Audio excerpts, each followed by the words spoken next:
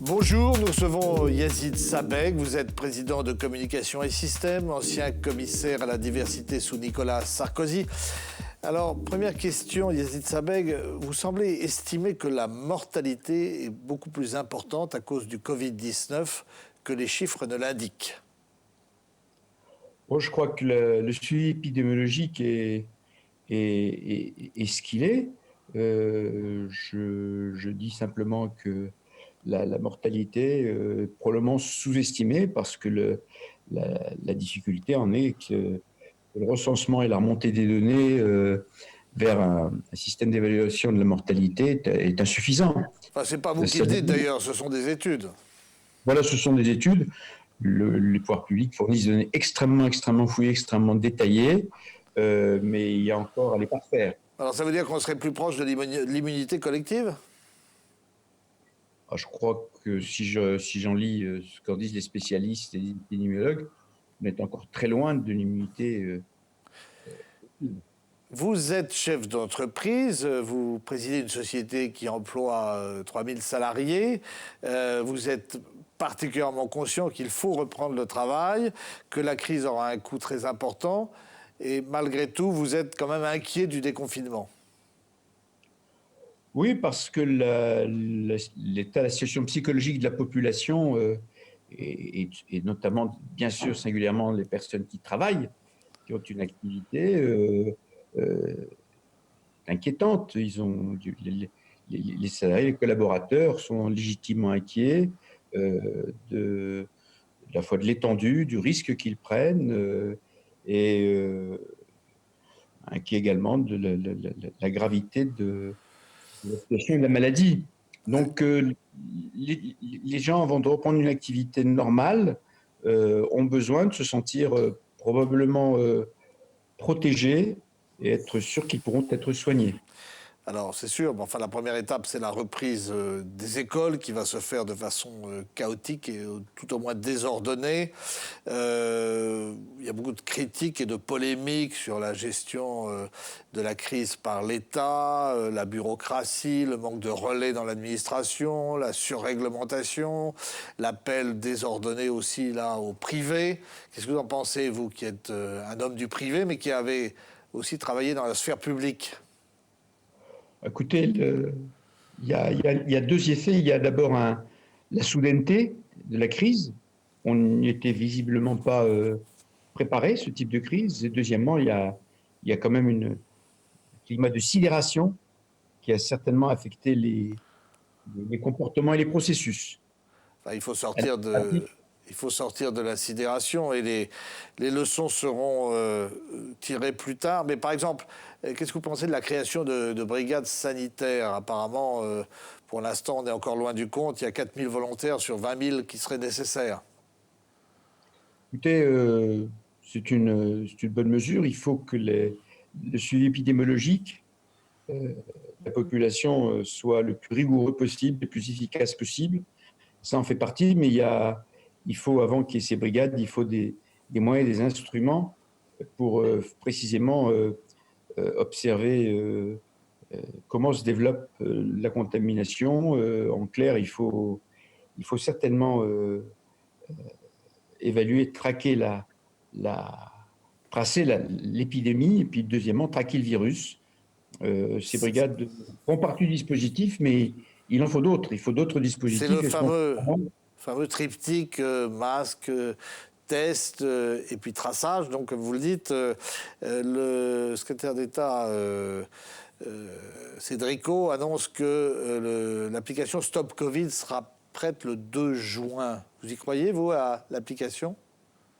Moi, je m'en tiens à la communication gouvernementale.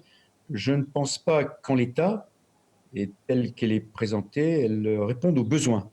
Il y a des blocages idéologiques, semble-t-il, dans le groupe majoritaire, la République En Marche. Non, je crois qu'il y a deux sujets qu'il ne faut pas mélanger. Il y a le principe, faut-il ou pas des instruments de suivi et de lutte épidémiologique. Deuxièmement, si ces instruments doivent être mis en place, dans quelle mesure sont-ils compatibles avec les libertés publiques et la protection des données personnelles. Je crois que ce sont deux débats tout à fait... ils sont intriqués, bien sûr, mais c'est deux débats qu'il faut conduire indépendamment. Faut-il des instruments? La certitude, c'est oui. C'est ce que nous ont montré les Asiatiques, notamment les Coréens, en Corée du Sud. Vous-même, vous développez, à travers une de vos filiales, une application. Votre société s'appelle Ravel, je crois. Votre application aurait le mérite de faciliter l'anonymisation des données, ce qui pour vous est un point clé. Je pense qu'il ne peut pas y avoir de dispositif protecteur de la vie privée et des données personnelles s'il ne possède pas du chiffrement, du cryptage de ces données. C'est la seule et unique protection qui vaille. Je pense que si on rassure la population sur ce point, c'est-à-dire que leurs données ne seront pas ni compromises, ni volées, elles devraient accepter le principe de ce dispositif je le dis, de traçage, qu'il soit décentralisé, puisque c'est également des éléments du débat, c'est-à-dire qu'il soit au niveau de son téléphone ou que ce soit au niveau d'une banque de données centrale dont on a impérativement besoin. D'ailleurs, je suis très étonné du silence sur ce point. L'instrument central d'un dispositif comme celui-là, c'est une base de données centrale qui centralise toutes les données épidémiologiques, tous les traçages du virus et des populations, et personne n'évoque cette question alors que c'est la question fondamentale. Le gouvernement n'en parle pas. Autre interrogation, est-ce que l'économie française va se relever de cette crise? Et puis vous qui connaissez bien les banlieues, puisque vous y avez travaillé, vous avez mis en place un certain nombre de plans et de réformes, notamment l'Agence pour la rénovation urbaine. Est-ce que les banlieues vivent des moments particulièrement difficiles en ce moment? Écoutez, votre question se compose de deux sujets qui sont peu différents. Je crois que s'agissant de la reprise économique, hélas, on est dans un triptyque connu historiquement, c'est-à-dire que derrière une calamité nationale comme celle que nous vivons et internationale, il y a la crise économique et financière. Elle va commencer, on se débat dedans. Comment finance-t-on les conséquences de cette crise? Et ensuite, la relance, c'est l'industrie, l'agriculture. Il faudra des politiques de relance le plus rapidement possible. Je suis très étonné d'ailleurs qu'il y ait des voix qui le contestent, mais en tout cas sur l'opportunité de cette relance. Elle est absolument fondamentale et vitale. Alors il y a plusieurs initiatives, on reviendra après sur les banlieues, mais notamment le commissaire européen Thierry Breton qui essaie de réunir un fonds d'investissement de 1600 milliards. Il y a quand même derrière tout ça notre capacité à infléchir la position souvent jugée dogmatique des Allemands sur la mutualisation des dettes.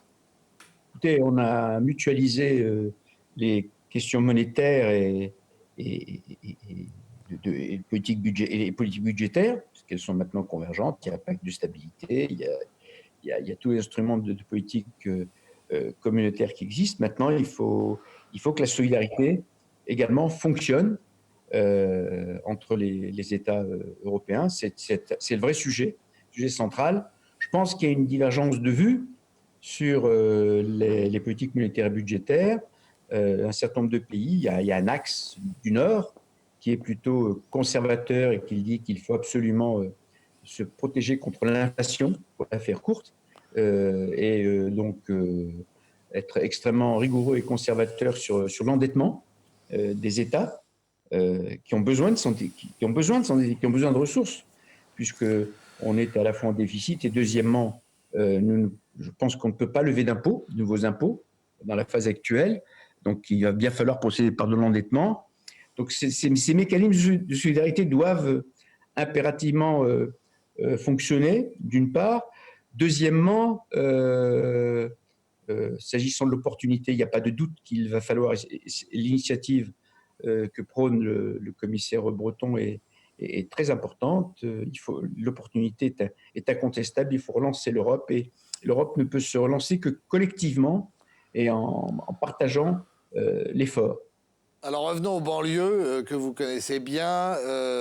Il y a eu l'épisode des Gilets jaunes, considérant qu'on avait trop donné aux banlieues et qu'on ne s'occupait pas assez des zones périphériques en déclin. Là, malgré, semble-t-il, des consignes relativement peut-être plus clémentes qu'ailleurs, les banlieues, à part quelques incidents, se sont pas trop mal comportés.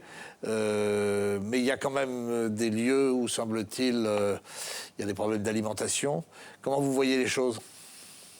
Écoutez, la pauvreté, l'accès aux soins, l'accès au logement, l'accès à l'emploi, c'est un problème qui touche tous les Français, particulièrement les plus pauvres et les plus exposés, bien sûr. Les quartiers, il y a aussi les agriculteurs, il y a aussi les populations qui socialement sont plus fragiles, qui ont les revenus les plus faibles. Donc il y a un vrai problème de paupérisation et il y a un vrai problème d'accompagnement social de ces populations. Je pense qu'il ne faut pas faire de distinction. La pauvreté et la population frappe tout le monde. Ça fait 25-30 ans que le pays vit sous l'austérité et bien évidemment, les populations les plus exposées sont celles qui sont le plus affectées. Je crois que les quartiers sont particulièrement touchés par la crise. L'accès aux soins, l'accès à l'éducation, l'accès à l'emploi, l'accès au logement.